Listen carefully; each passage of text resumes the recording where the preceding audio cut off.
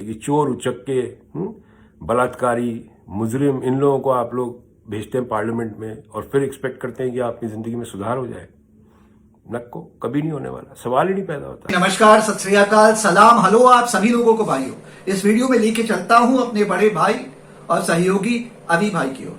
अभी भाई बात कर रहे हैं रामदेव के बारे में और कुछ इंटरेस्टिंग खुलासे कर रहे हैं, जिससे अगर आप अवगत ना हो तो आप जरूर वीडियो देखें। बिफोर मैं लेके चलूं वीडियो में, कुछ बातें मैं भी स्पष्ट करना चाहता हूं। अभी भाई ने आयुर्वेद की बात करी और मैं उनसे अग्री करता हूं कि आयुर्वेद अपनी जगह है, एलोपैथ अपनी जगह है, होम्योपैथ अपनी जगह है और बाकी alternate medical sciences, pranic healing, acupressure, acupuncture, nutritionist, naturalist के तरीके, ये सब अपनी जगह है। और अभी भाई से पूरी तरीके से अग्री करता हूं और थोड़ा सा एक्सपैंड करना चाहूंगा इस बात पे, जिसपे वो कहते हैं कि जब आप आईसीयू में भर्ती हो तो आपको एलोपैथ चाहिए, आयुर्वेद नहीं काम करेगा। तो मैं भी इसमें इलेबोरेट करना चाहूंगा कि बिल्कुल आप लोग जानते हैं भाई, आप सभी लोग, कि मैं एक नेचुरलिस्ट हूं और मैं एलोपैथ के खिलाफ हूं। लेकिन मैंने हमेशा कहा है और फिर स्पष्ट कर रहा हूं, in case of physical injury, accident, आपका एक्सीडेंट हो गया, हाथ टूट गया, फ्रैक्चर यही डॉक्टर करेंगे, एलोपैथ वाले ठीक करेंगे। आपको इंजरी हुई, एक्सीडेंट हुआ, चोट लग गई, स्टिच, टाके लगाने हैं, तो आयुर्वेद का नहीं करेगा, एलोपैथी डॉक्टर करेगा, टाके लगाएगा। और फाइनली इमरजेंसी, आपको आईसीयू में भर्ती होना, इमरजेंसी सिचुएशन है, तो वहां पे आयुर्वेद, होम्योपैथ और हमारी नेचुरल साइंस और हमारी न्यूट्रिशनल साइंस नहीं काम आएगी कि हम आपको फ्रूट खिला के ठीक कर देंगे। वो इमरजेंसी मोमेंट है, आपको अस्पताल का ही हिसाब किताब लेना पड़ेगा, अस्पताल का बेड, डॉक्टर, वेंटिलेटर, आईसीयू वगैरह लेना पड़ेगा। तो इमरजेंसी केसेस में यहां डेथ इमिनेंट है, एक्सीडेंटल केसेस में, फिजिकल इंजरी केसेस में एलोपैथ का मैं समर्थन करता हूं। बस मैं ये पर्सपेक्टिव में लाना चाहता हूं कि आप लोग समझें कि एलोपैथ एक फील्ड है मेडिकल साइंस की, एक आर्म है मेडिकल साइंस का, जिसने कोशिश किया है दुनिया भर में दी ओनली आर्म बनने का, अपना प्रचार करके, मार्केटिंग करके, सारा फंड्स, ट्रिलियंस ऑफ डॉलर्स की इंडस्ट्री, फार्मास्यूटिकल कंपनीज की, जिसने पूरा मार्केट कैप्चर करके दुनिया को यह दिखाने की कोशिश की है कि हम ही हैं, हम एक आर्म नहीं है मेडिकल साइंस के, हम ही हैं दी ओनली आर्म। और बाकी homeopath, Ayurveda, pranic healing, acupressure, acupuncture, nutritional science, naturalist science, ये सब भाड़ में जाए, ये लोग कुछ नहीं जानते हैं, सब झोला छाप हैं, हम ही हैं। This is where the problem is. All that glitters is not gold, अंग्रेजी की पुरानी कहावत है, और हमारे देश में तो सबसे ज्यादा लागू होती है। मोदी जी याद है ना 2014 में, ऑल दैट ग्लिटर्स, आज 2021 में देख लो, नॉट गोल्ड, ओनली गोबर। तो हर चीज जो ग्लिटर कर रही है वो गोल्ड नहीं निकले, वो गोबर भी निकल सकती है। भारत सरकार को देख लो, मौजूदा भारत सरकार को, इनकी मार्केटिंग तगड़ी थी लेकिन काम के थे नहीं, ठीक है। तो फिर मैं स्पष्ट कर रहा हूं, मैं बस ये क्लियर करना चाहता हूं, आप सभी लोगों को समझिए, allopath is one field of medical science, one arm of medical science. Medical science के और भी आर्म्स है। आयुर्वेद एलोपैथ से हजारों साल पुराना है, होम्योपैथ आयुर्वेद से सैकड़ों साल पुराना है, ठीक है। इसी के साथ प्राणिक हीलिंग, एक्यूप्रेशर, एक्यूपंक्चर, ये सब ऑल्टरनेट मेडिकल साइंसेस में आते हैं।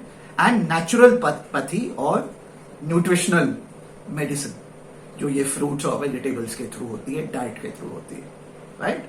ये सब मेडिकल फील्ड के वेरियस आर्म्स है और सबका अपना योगदान है, ठीक है। फिर स्पष्ट करना चाहता हूं, एक्सीडेंट के केस में, फिजिकल इंजरी के केस में या इमरजेंसी के केस में, जहां डेथ इमिनेंट है, अभी 2 मिनट में हार्ट अटैक एकदम से आ गया, आपको सांस खुल रही है, आपको सांस ही नहीं मिल रही है, 2 मिनट में आप कोलैप्स कर जाएंगे, मर जाएंगे, आपको आईसीयू चाहिए, एलोपैथ चाहिए, ठीक है जी। अब बिना समय नष्ट किए सीधे लेके चलता हूं अभी भाई की ओर। नहीं सुनी होगी, आप लोगों ने नहीं सुना होगा, 40 के दशक का भारत, 50 के दशक का भारत, 60, 70 के दशक का भारत, एक अलग ही नजारा था। पूरा भारत आगे बढ़ रहा था, कोई इक्के दुक्के लोग नहीं थे जो आगे बढ़ रहे थे, पूरा भारत बढ़ रहा था। आप कभी अपने अपने पिताजी से, अपने अब्बू से कभी पूछेगा कि उस जमाने का भारत कैसा होता था, भाईचारा होता था। एक तरफ से आवाज निकलती थी जय श्री राम, एक तरफ से आवाज निकलती थी अल्लाह अकबर। कोई फर्क नहीं, कोई झंझाट नहीं, कोई दिक्कत नहीं किसी को भी। मगर जैसे जैसे सियासत में धर्म का मिश्रण होना शुरू हुआ, वैसे वैसे सारी प्रॉब्लम्स खड़ी होना शुरू हो गई अपने देश में।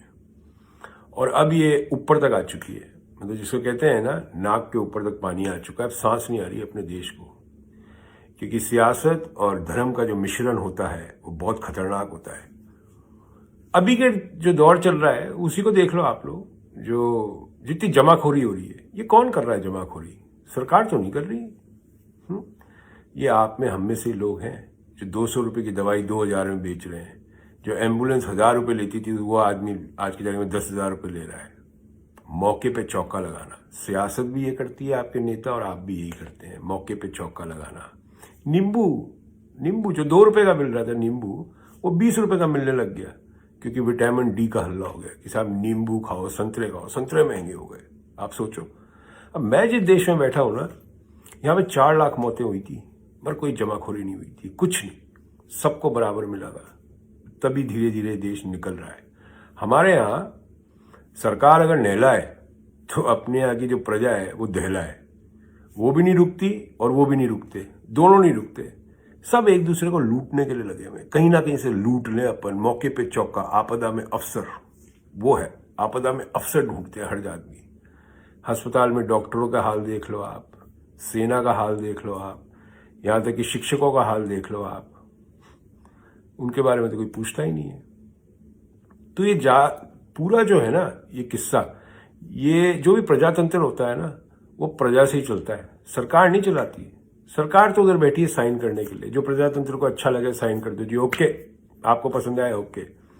अब आज की तारीख में बाबा है, ये है आपदा में अफसर, जो इसने पिछले 7-8 साल से तो पूरा लगा रखा है इसने, राष्ट्रवाद का चोला पहना के अपना माल बेच रहा। राष्ट्र आयुर्वेदा क्या यही है? आयुर्वेदा पता नहीं युगों से चल रहा है अपने देश में, जड़ी बूटियों का काम।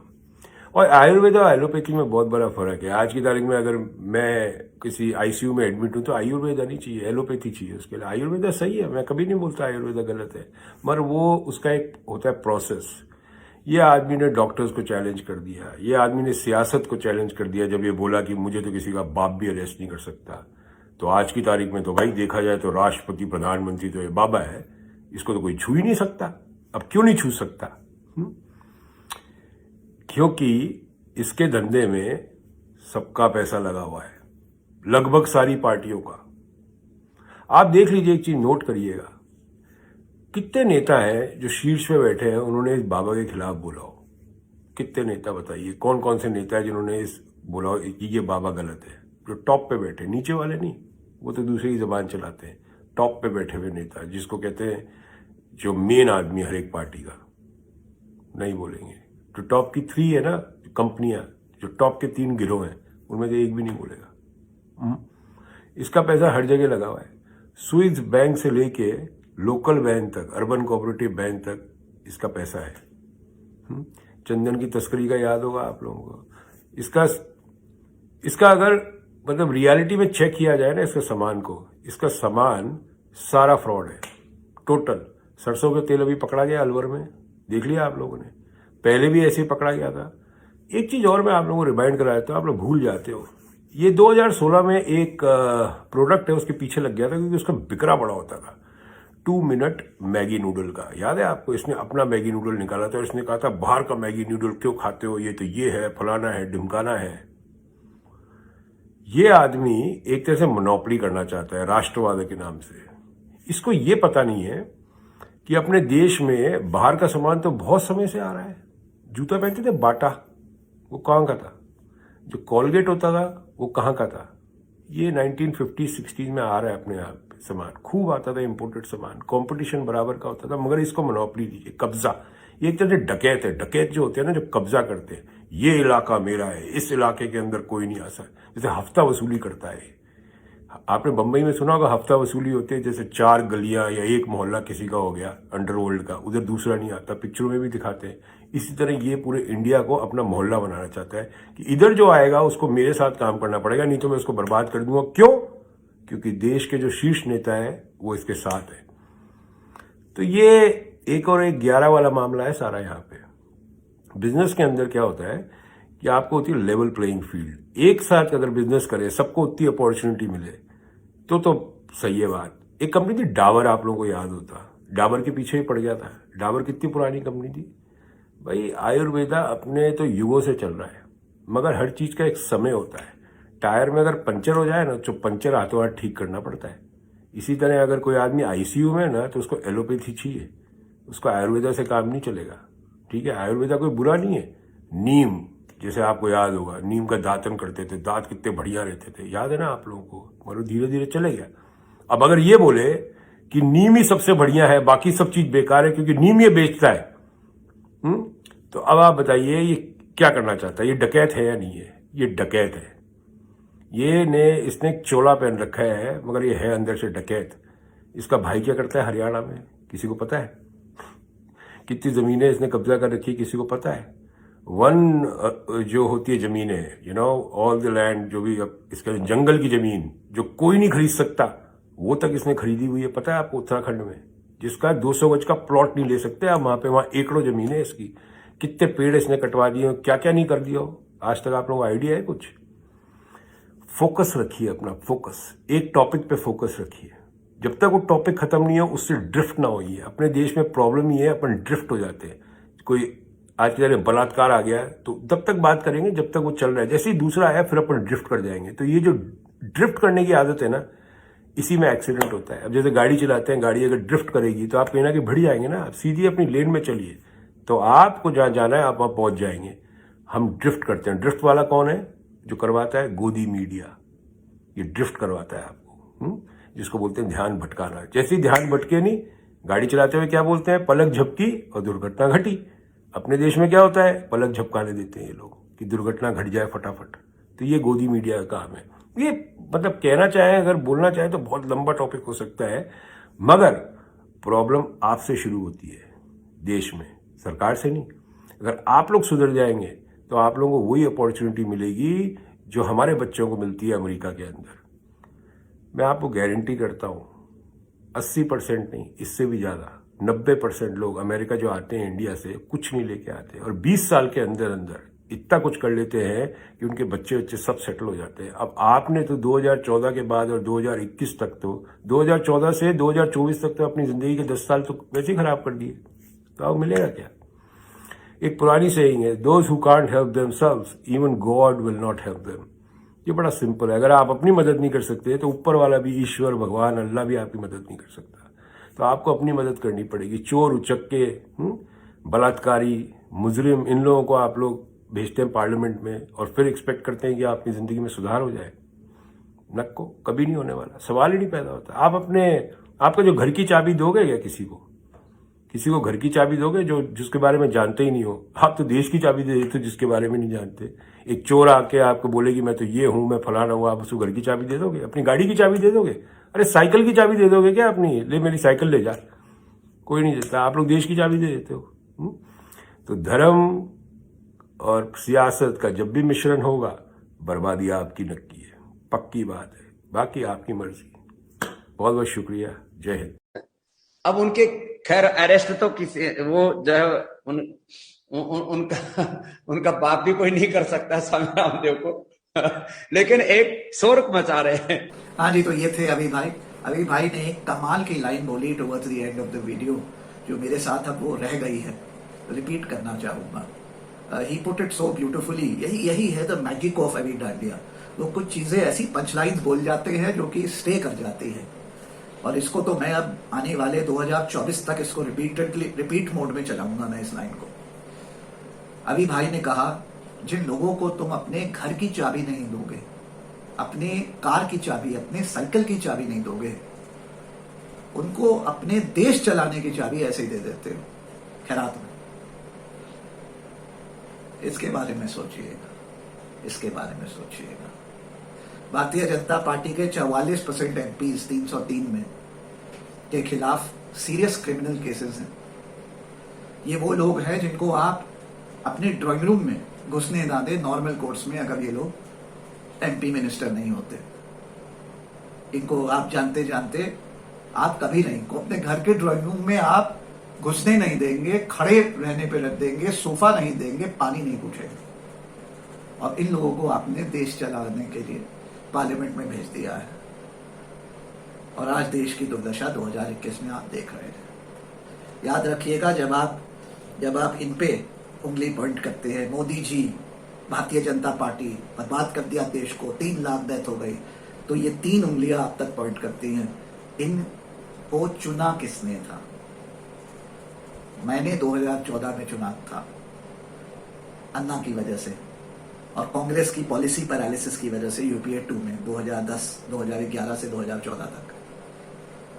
2019 में मैंने अपनी मिस्टेक करेक्ट कर दी, इनके खिलाफ इलेक्शन लड़ा। जी हाँ, गौतम गंभीर भाजपा का कैंडिडेट के खिलाफ मैं इस दिल्ली से इलेक्शन लड़ा। मैंने कहा भाजपाइयों को नहीं आने देना है। मैंने ये तक कहा गौतम पर्सनली अच्छा आदमी है, लेकिन भाजपा से लड़ रहा है, हराओ इसको। इनके खिलाफ लड़ा, लेकिन आप लोगों ने 2019 में इनको दोबारा लेके आए विद हायर मेजॉरिटी। 276 को आपने 303 बनाया। और आज देश की आप ही बताइए, 2019 में इनको उखाड़ के फेंक देते। कोविड तो 2019 के अंत में आया, 2020 की शुरुआत में आया। नई सरकार होती तो आज 2021 में ये नजारे, ये तैरती बॉडीज गंगा में, गंगा के तट पे ये बरिड हिंदू बॉडीज, बरिड, जिनको चील, कौवे, गिद्ध, डॉग्स खा रहे हैं, वो शमशानों में 3 बजे रात में जलती आगे, वो कब्रिस्तानों में 4 बजे सवेरे बरियल्स का नजारा नहीं देखना पड़ता, का नजारा नहीं देखना पड़ता। जागो इंडिया, जागो। जय हिंद, जय भारत। वीडियो पसंद आया होगा भाइयों तो इसको ज्यादा से ज्यादा लाइक और शेयर करिएगा। आज भी मेरे वीडियो पे, अगर मेरे चैनल पे नए हैं तो इसको सब्सक्राइब करना ना भूलिएगा। अगर आप मेरे काम को सपोर्ट करना चाहते हैं और आप अब्रॉड हैं, आउटसाइड ऑफ इंडिया हैं, तो यहां पे buymeacoffee.com पे आप जा सकते हैं और आप मुझे सपोर्ट कर सकते हैं। ये पेट्रियन की तरह एक सपोर्ट प्लेटफॉर्म है फॉर यूट्यूब क्रिएटर्स।